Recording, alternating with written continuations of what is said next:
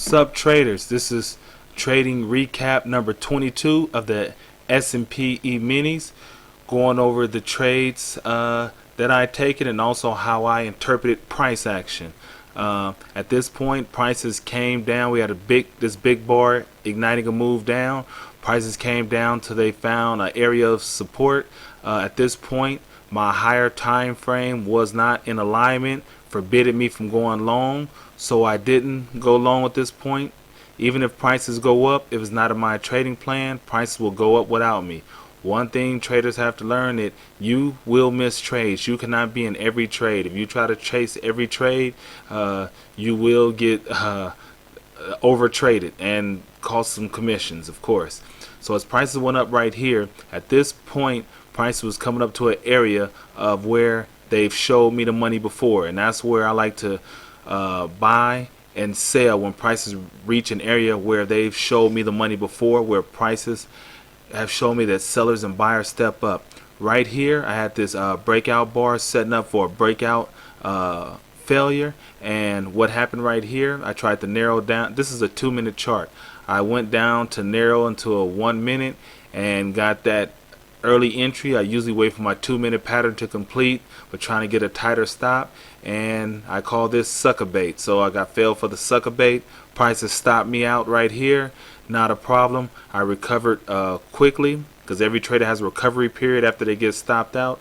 That's the period to where they start back thinking rational again and get over the loss. So I recovered and set it up again, once again, in this prior area of where they showed me the money before that sellers may step up. So here I shorted, took prices, had 3 lots. So once again, my first lot is always my heaviest lot, and then these two are my bonuses. My first lot is my paycheck, my next is my bonuses. I tried to hold on here to see if we can get a bigger gain lower, but we didn't, so it came back up. Still profited on all 3 lots. This was kind of a choppy session. As you see, prices came down once again to a area of support, rallied back up, kind of sloppy congestion. As prices went sideways, this type of stuff I don't trade. I rather wait for some more specific price areas where they've shown me the money where they can specifically do damage. My higher time frame didn't confirm me to that, so this is pretty much just sideways action, which I stayed from. Is not, worth my headache of my time. At this point right here, prices went up. It formed this bearish pattern right here and a sell-off. My higher time frame was in the area of show me the money, so I wanted it to look ugly on here, where I know I have traded in this time frame selling off. And what happened, when I buy and sell, if you notice, I try to get close to after this particular time frame is through with it. I mean, they believe that it's going down, and my higher time frame is just build confidence, saying that this is the right price. I'm willing to buy it. So the people in my higher time frame is stepping up, saying I'm willing to buy it. These people in these time frames, the traders saying, oh man, they're panicking and they're getting rid of it. So here I go. Here after it stops off, it comes to another area where they showed me the money before. I step up, I buy. My stop is below here, below this area, so I'm hiding here behind that area of show me the money. And of course, we go up to here. We're coming back up into this area where sellers hang out at. I know this is a prior area where sellers hang out at, and so I got these lots filled right here. We were coming to the end of the day. This was a shortable pattern, and it wasn't my trading plan.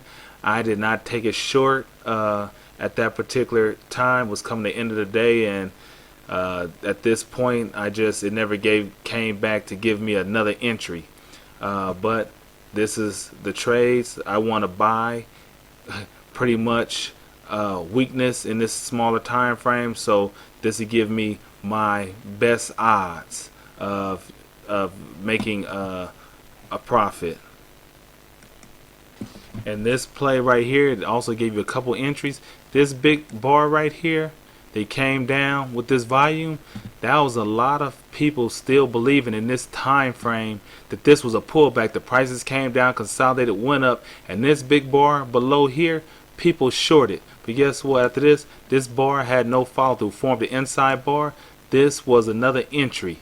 If anywhere above here was another entry, and that gave buyers another chance to step up. When you see a bar like this in an area of show me the money, where buyers have stepped up before, and it can't have any follow through, then you're looking to go long. You always want to be on the opposite side. Usually, when it just novice, usually buy at the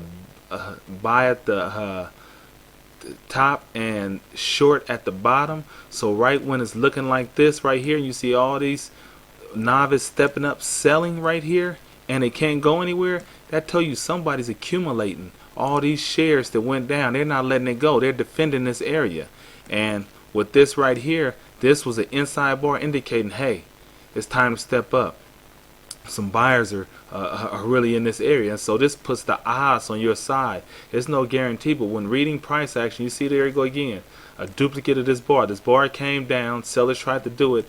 What happened? They stepped up and once again went up. Now this is not a pattern I would have took because it's already kind of up far, and that's not nothing I want, but just as you note the pattern. But this is today's recap number 23 and how I read price action. Talk to you later next time, traders.